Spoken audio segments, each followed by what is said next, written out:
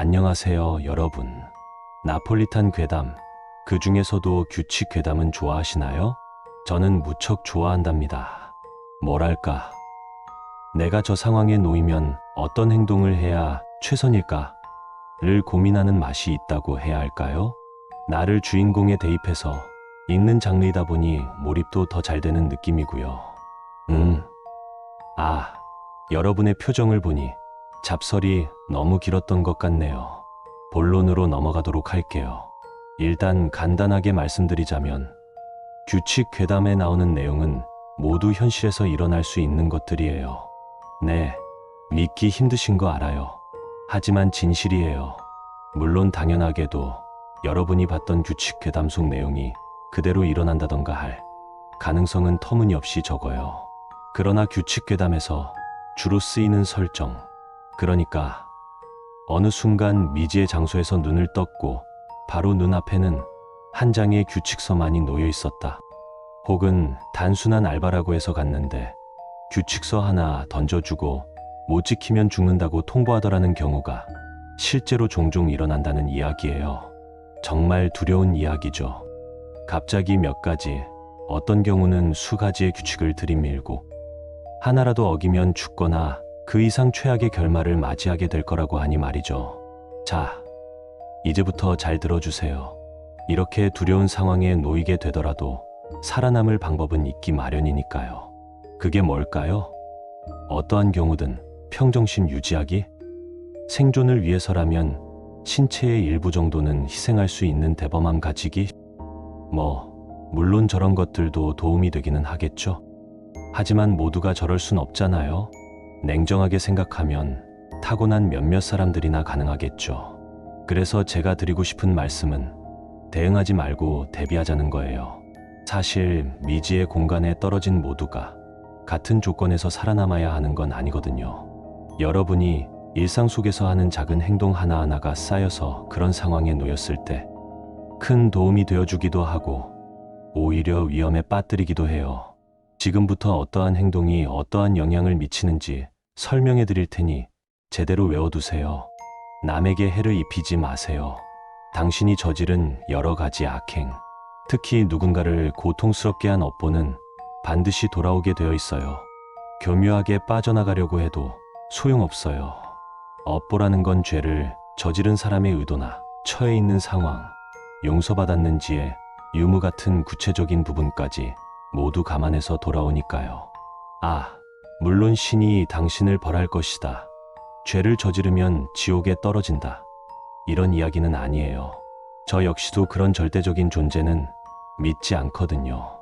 다만 규칙서를 받아서 읽기도 전에 당신이 내다버렸던 자식에게 목이 졸린다든가, 당신이 사기쳐서 죽음으로 내몰았던 피해자들의 살점이 뭉쳐 유일한 탈출구를 막고 있는 걸 본다든가, 이런 경우를 막자는 말이죠.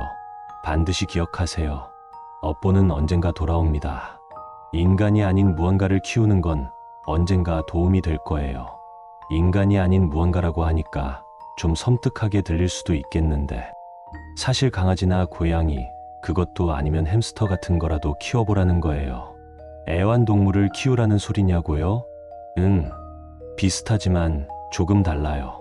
물론 애완동물을 키워도 되죠.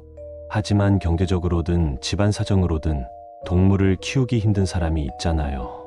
그런 경우에는 뭔가를 키우는 게임을 하면 좋아요.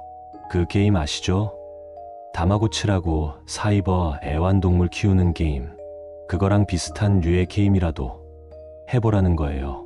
그것도 싫다면 길거리에 있는 돌멩이나 나뭇잎을 주워서 곁에 두고 자주 쓰다듬어 주거나 약간의 물을 주는 것 정도로 괜찮겠죠. 어쨌든 중요한 건 애정을 담아서 무언가를 키운다 라는 행위 그 자체거든요. 믿기 힘들다고요? 그냥 속는 셈 치고 한 번만 믿어주세요. 언젠가 당신을 죽이려 들던 괴이가 난데없이 나타난 흉측한 갈색 괴물에게 잡아먹힌다면 그저 고맙다는 말과 함께 쓰다듬어 주시기만 하면 돼요. 독해력을 기르세요. 독해력을 기르는 방법이야 다양하니까 따로 나열하지는 않을게요. 독해력을 길러야 하는 이유는 간단해요. 규칙서가 딱 알기 쉽게 거울을 보지 마세요. 누가 부르는 소리가 들려도 뒤를 돌아봐선 안 돼요. 이런 식으로 쓰여 있을 거라 생각하시나요? 죄송하지만 대부분의 규칙서 항목은 한 번에 이해하기 어렵도록 베베 꼬아놔요. 왜냐하면 다른 존재들이 쉽사리 정보 오염을 시킬 수 없도록 해야 하거든요.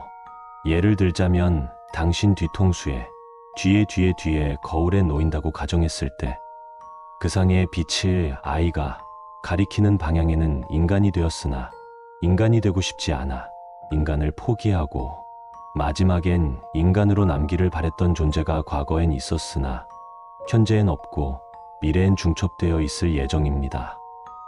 같은 느낌이에요. 이 정도는 이해하셨죠? 거울 보고 인사하지 마세요. 특히 아무도 없을 때 거울을 똑바로 보고 큰 소리로 인사 3번 하는 건 절대 금지입니다. 당신은 거울에 비친 당신에 대해 티끌만큼도 알지 못한다는 걸 명심하세요. 당신이 거울을 향해 인사를 하면 거울에 비친 당신도 당신에게 인사를 한다는 걸 명심하세요. 지금 당장은 아무런 일이 벌어지지 않을지도 모르지만 언젠가 정말 위험해질 거예요. 거울 속 세계에는 단순한 죽음이나 고통을 훨씬 초월하는 개념이 존재한다는 걸 알아두세요. 평소엔 음식을 많이 남기는 게 좋아요. 반대 아니야? 라고 생각하고 계신가요? 죄송하지만 아니랍니다. 음식은 오히려 자주 많이 남겨야 좋아요.